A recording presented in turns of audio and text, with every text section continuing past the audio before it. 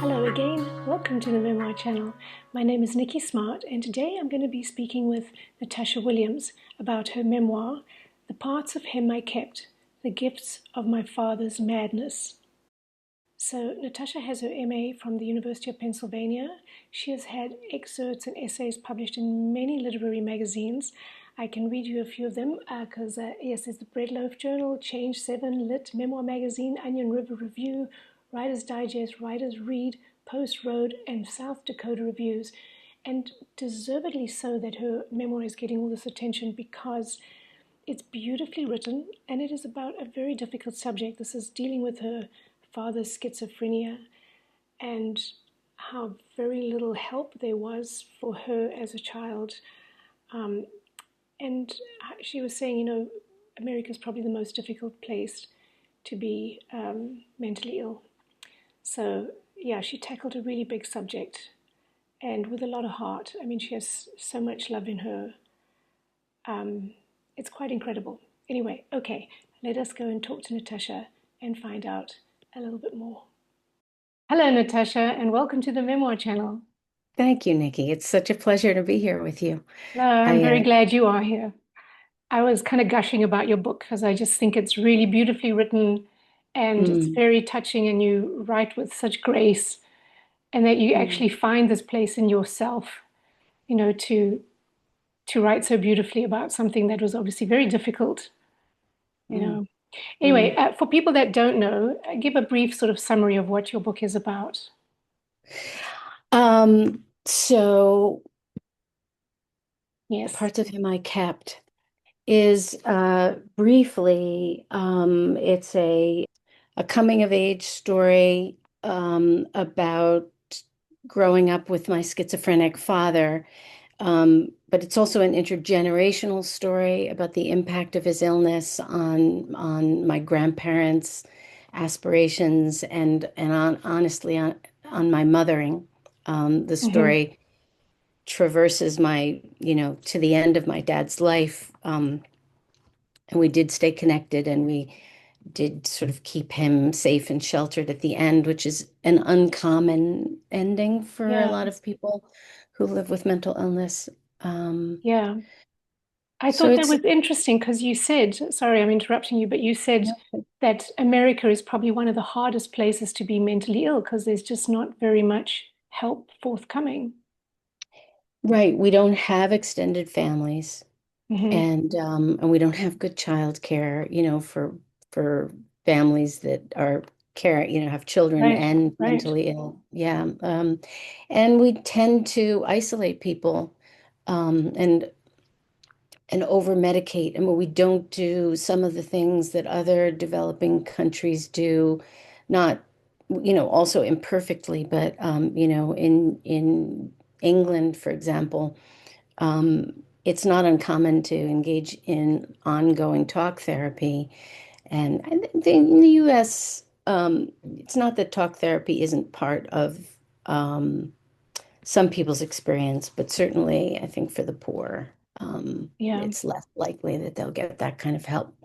And right. less of a focus on reintegrating people back into the community where, yeah. Well, what would you say was the most helpful thing for your father that he was able to get? Would it have been medication or would it have been being hospitalized or, I I mean, think honestly, the most helpful thing my father had was a mother who stood by him.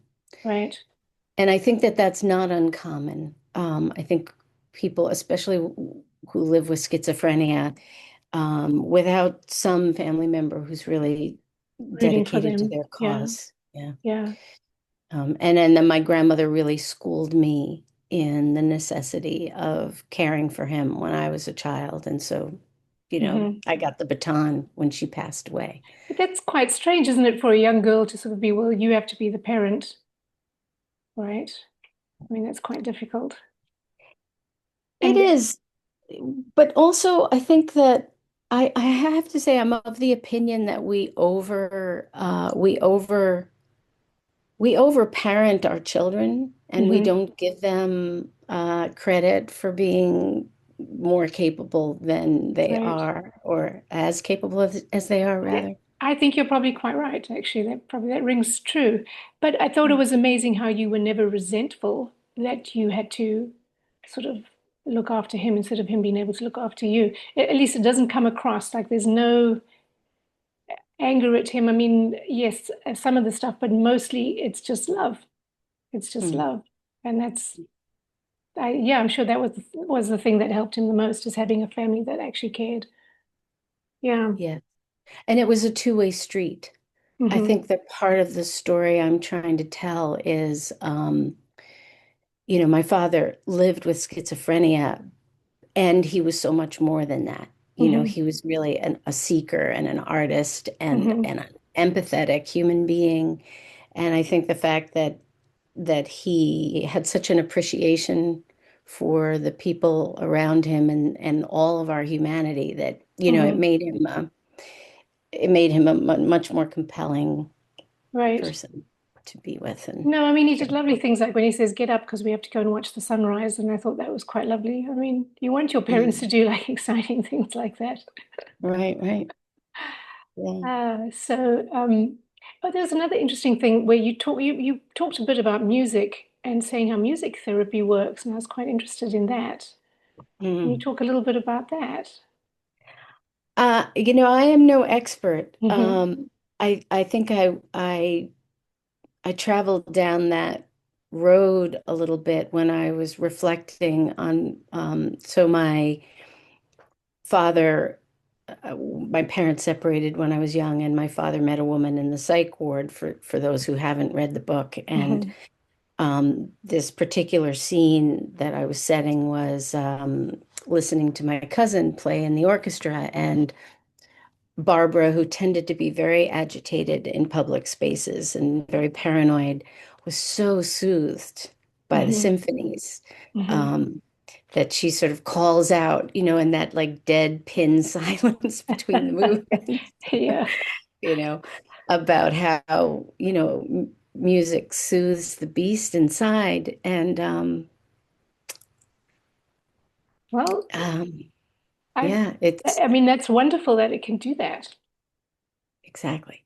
Yeah. So So no that was, surprise that, yeah. throughout history, music has been understood, as a therapeutic modality, and particularly for the mentally ill, as Hmm. early as, um, the Ottoman Empire in Turkey, which we know is a very advanced Hmm. um, culture. But Right. yeah, it's been I mean, it's used for a long interesting. time. Yeah, interesting. Oh, and then I wanted to ask you as well, because you mentioned you had dyslexia as a child. Have you sort of grown out of that, or was that sort of a childhood thing? I have not grown out of it, but I do think developmentally it gets better. Hmm. As your mind develops, it's certainly much easier for me. And the computer helps, but friends will tell you that my emails are still rife with a lot of Yeah, yeah, typos and misspellings, and my daughter is dyslexic, and I believe my father was dyslexic. yeah. And actually there is a co-occurrence of schizophrenia and dyslexia. Ah, okay. Well, the reason I was asking too is because when I'm interviewing all these memoirists, quite a few of them have dyslexia. So I actually Googled, does it come from childhood trauma? And they said, yes, it can. So I thought that was kind of interesting. That But is interesting. and then it often sort of writes itself as you're getting older. Like you said, it gets a little bit easier. I think your brain Yeah. starts to kind of figure it out. But Yeah. yeah, and There's a fair amount of research and theory about how, thinking about schizophrenia as a talent, mhm, and this idea that those of us who are schizophrenic have other sort of sensory areas that we thrive in. And I right. like to think about it that way. Um, it makes it harder and to read. It makes me a slower reader, Hmm. but I think that schools could go a long way to adapting, the sort of different ways that people take in Think, information. yeah, And yeah, yeah. Yeah. I mean, there was one thing I thought that was quite shocking when I read it, when you said that your father had endured over 35 electroconvulsive therapy treatments. I mean, that just sounds awful. Yeah. And are they still, I mean, is that still a chosen therapy? Is that still a treatment that is used? It is, and it's still actually it's used maybe even more than for schizophrenia. It's used for like severely depressive, Hmm. therapy. Hmm. The difference is, and I think, my father's biggest complaint about it, besides feeling like a captive animal Yeah. when undergoing strapped down, unanesthetized shock treatments, was that it took away all his memories. So there's a lot of um, memory loss with electroconvulsive Oh. therapy, but it is still used, and you're under anesthesia now. Hmm. Um, And this memory loss, that doesn't return after a while. I think some does, but Okay. a lot of it doesn't. Yeah. Yeah. Oh, yeah. No, no, no. Uh, and when did you start writing? I mean, were you writing as a child? Did you realize how much you were enjoying writing? No, in fact, I mean, I did keep journals in my 20s, Hmm. but that was after I essentially dropped out of college because I struggled so much with writing. Hmm. Um, but I do think that sometimes the things um, that we see that we have maybe potential for also become the things that we're a little phobic of. There's an Hmm. interesting book about Hmm. that. Um, Yeah. Well, I'm yeah. glad you got over the phobia part. But Thank you. because I can tell, I mean, you write, so it's the way you see things, and then you sort of put them together in this beautiful way, which I think is a real talent. Like, not everyone can do that. And I imagine that you were always able to do that, even as a child. I imagine you were seeing things a little bit differently, or sort of going behind things instead of just seeing what's in front of you, Mm, you know. And that's yeah, I think it's lovely, and I'm glad that you found it, because I think it's such a therapeutic thing for yourself to be able to work through all of this and make it into something, that speaks to people. That's Yeah, well, I was thinking about you saying that a lot of your audience are writers and hmm. memoirists in particular, and I did listen to a few of your online presentations, Hmm. before today, and have in the past, and I am really struck by the fact that people will ask if memoir writing or writing in general is like therapy, and it is, there's a lot of pushback on that Right. idea. It's not therapeutic, but the making sense of our lives and finding the artistry, I think, Hmm. in the struggles, is very, very powerful. And Hmm.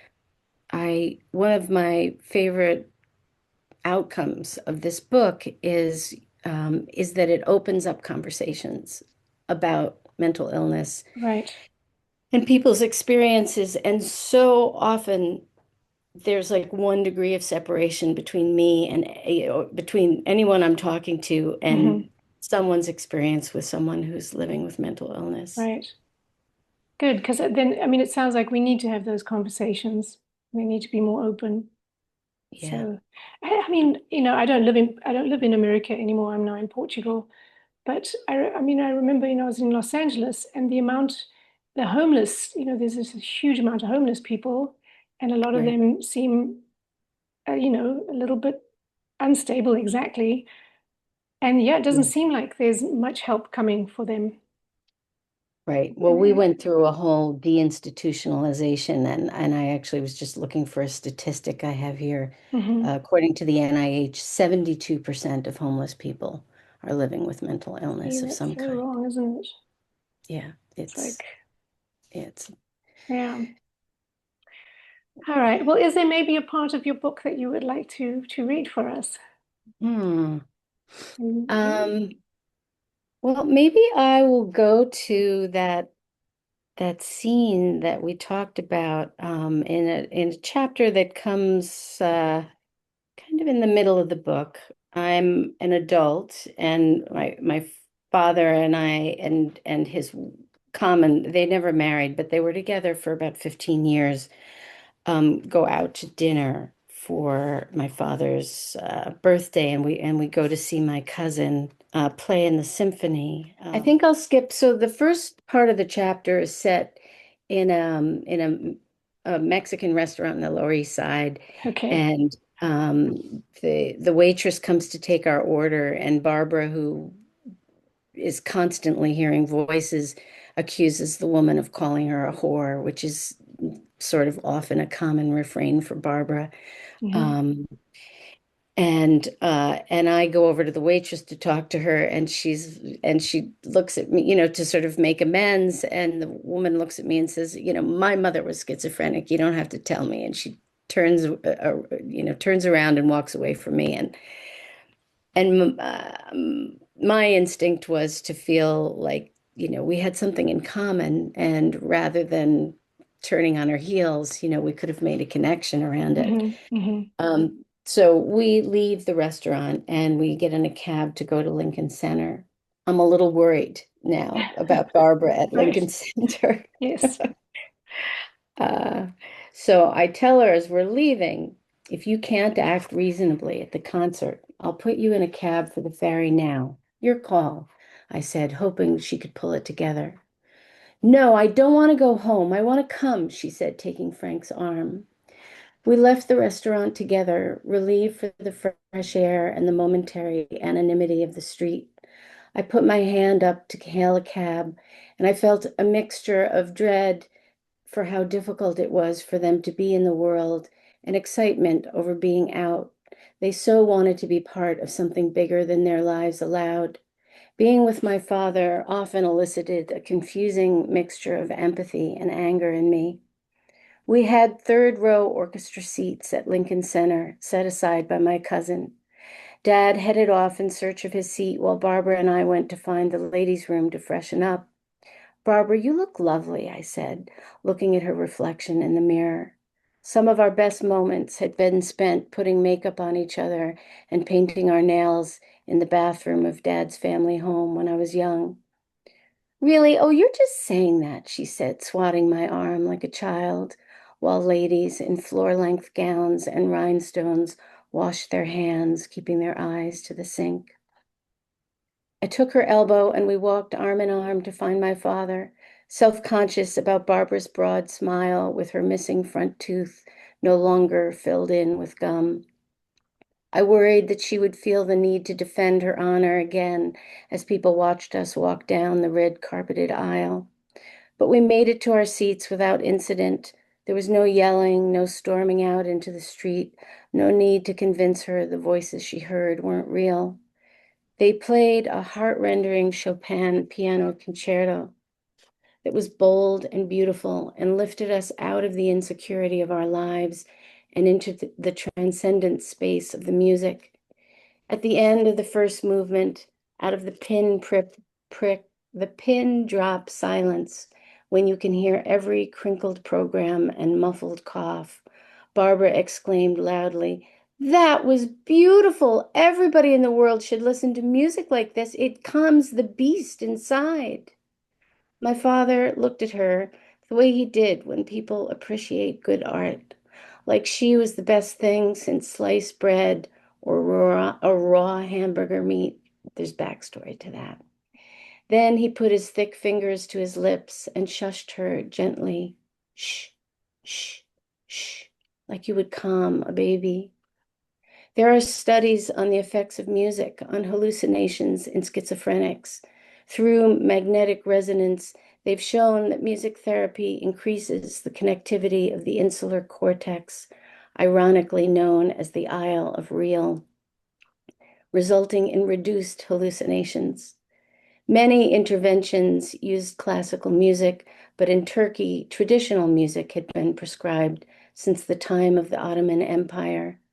I wonder if any studies have used jazz, which was my father's favorite refuge. Relieved it was the music and not the voices she was hearing, I sat next to my father and wondered if the musicians could hear us too, if David heard her call out. I was embarrassed, but I also appreciated the power of their unfettered love. When the piece was over, my father clapped louder and longer than anyone. He stood calling, "Bravo! Bravo!"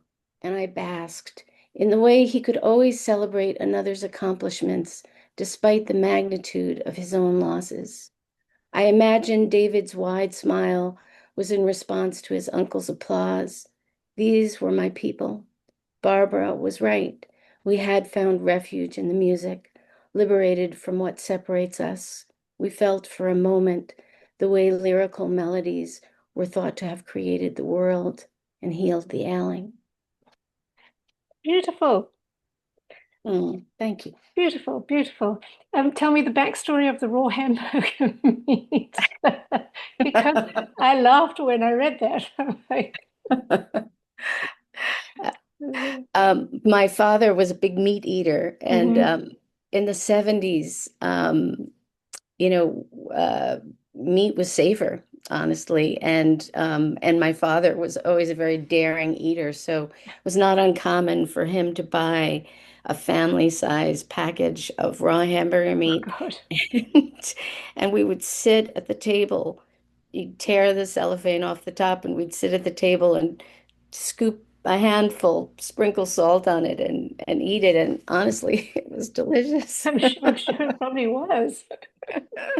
And Tartar. and you're still alive, so there you Yeah, go. yeah. Wow. I mean, I guess the big, the way you open the book is with the big, to me, one of the big events was obviously him driving into the water. And You're right. you were 21 at that time, right? So Mhm. you weren't as close to him at that point. You'd sort of already managed to have a bit of distance, Mhm. right? And then I mean, I thought that was, really sad too that you felt kind of disconnected from your little sister. And that I think there was at one point you said it was just, and I don't know if it was about her or maybe one of your other siblings, where you said it was just another person that I needed to protect, even from myself, I think Mm. is how you said that. Yeah, yeah. That wasn't about Jackie. It was actually about Barbara. But Oh, but well, she was yes, I like a think child too. Yes, yeah. yeah, yeah. I think it is the downside of parentifying kids, Hmm. and giving them a lot of sovereignty is, I'll speak for myself. I felt a little unfettered in all that power. Hmm. And you know, I yeah, I it's kind of a theme that runs through the book. It's not sure how to talk about it out of context, but um, it makes me think about that dream that I talk about, like being in bed with a bunch of little mice and feeling like I might crush them. And I think Yes, in the yeah. face of other people's fragility, the power I had as a child It's sometimes felt like too much. too much. Yeah. Well, Yeah, there's no guide. There was no guide rails for you. Like you yeah, just, that must be quite terrifying as a kid because I know your mother sort of was of the notion that you could sort of raise yourself. Like you would make the decision when you were hungry, you would eat. If you wanted to go to bed, you would go to sleep. So yeah, you didn't really have much guidance there. yeah, So yeah. interesting, And interesting life you've had. yeah, Very yeah, different. yeah. It's funny because I didn't have any intention to write a memoir. I started writing, um well, it took me 10 years to write this book. Hmm. And I started writing probably about 15 years ago now when my kids were teenagers and my father I was looking for assisted living for him. Hmm. And I was really struck by the limited number of options he had, and also this project of having to reinstitutionalize my father, who'd spent his life in Yeah, institutions. It was very poignant. And that became really sort of a missive to my family, to let them know like what we had found. And the Hmm. place that we ended up going was really a home for sort of displaced indigent people than Hmm. a senior facility, but there also were some aging people there. So it was made for storytelling. Very one flew over the cuckoo's Right. nest, and Okay. and that's where the story started. And Hmm. I submitted that piece really before I identified as a writer, but at a time when I was doing more writing. And I was encouraged by James Lasdon, who's a professor of creative writing at some of the at Columbia and the New Hmm. School, to write the memoir. So, and I have to say, when I first got the bones down, it was it was a little hard to face Yeah. all of it. Yeah. It was a lot. It is a lot. And I kept reading, going, something good's going to happen, and it doesn't. Like, I just kept waiting, like something's going to come, and it's actually going to be good. And it just was like, oh, Well, but hard. it does, don't It you does. think? No, I mean, I was so glad you had the grandparents and the summer holidays and those kind of moments where I was like, good, good, good. You're getting a little bit of, normal childhood joy. But Yeah, yeah. And but I found it's my husband, and yes, I discovered that I could provide the care for my own children that I yes, felt like I hadn't yes, had. So I yeah. feel like it offers it's a colorful story, and it's a harrowing story, but it offers, I hope, a lot of hope, Oh, and absolutely. the power of resilience, not only, of my father and me as a Of child, but you, my whole yes, family. Yeah, yeah, just it's not easy for families to yeah. navigate severe mental illness. And I know you have your own story to tell. No, it's not easy. You're right. Yeah, And it's not something you're comfortable to just go and talk about either. So yeah, just there's exactly. not really a it's not really a conversation that people have. So and especially as kids, I think you just keep it all inside. And Yeah. yeah.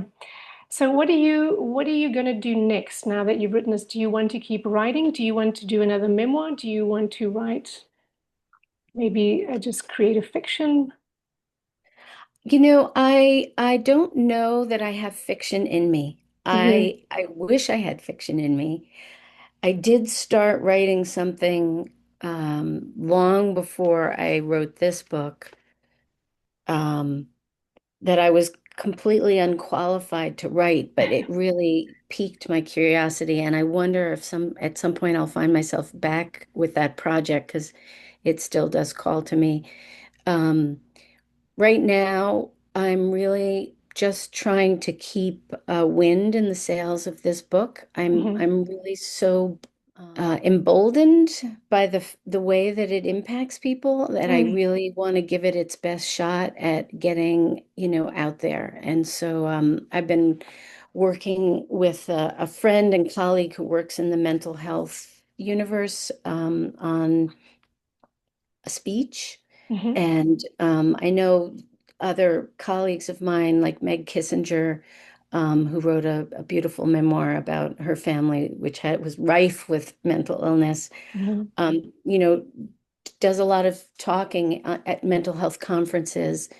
And also more locally. I mean, I've been meeting with book groups, and I've joined National Association of Mental Illness chapters for conversations. And I really hope to do more of that because Hmm. I feel like this book touches something in people, um, and opens a conversation about how vital empathy for people who Yes, live with mental illness is. 100%. And Yeah, yeah, yeah. I'd like to continue that conversation.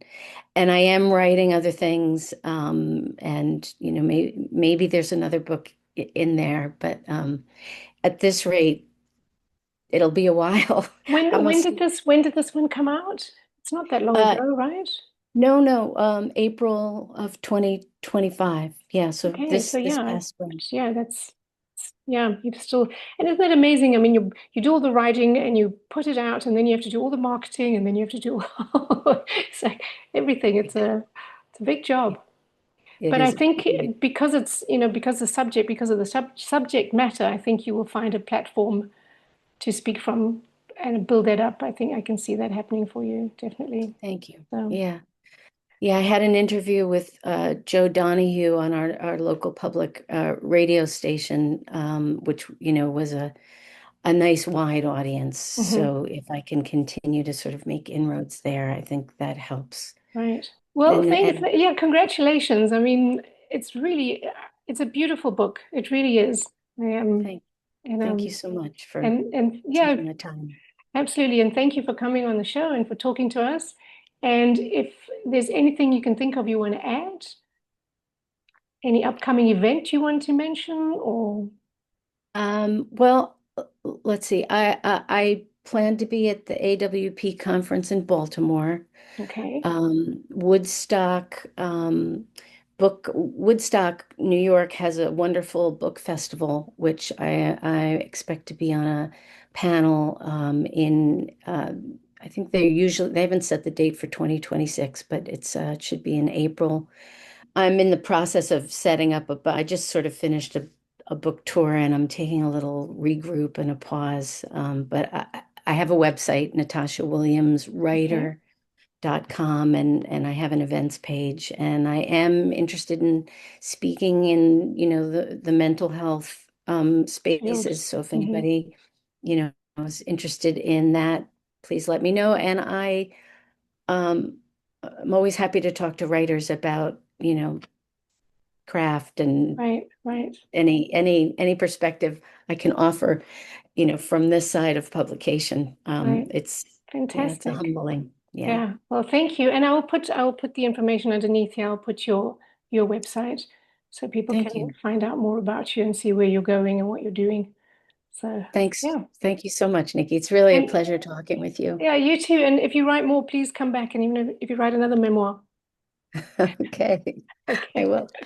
All right. Thank you so much. Thank you. All right. Bye-bye. Bye-bye.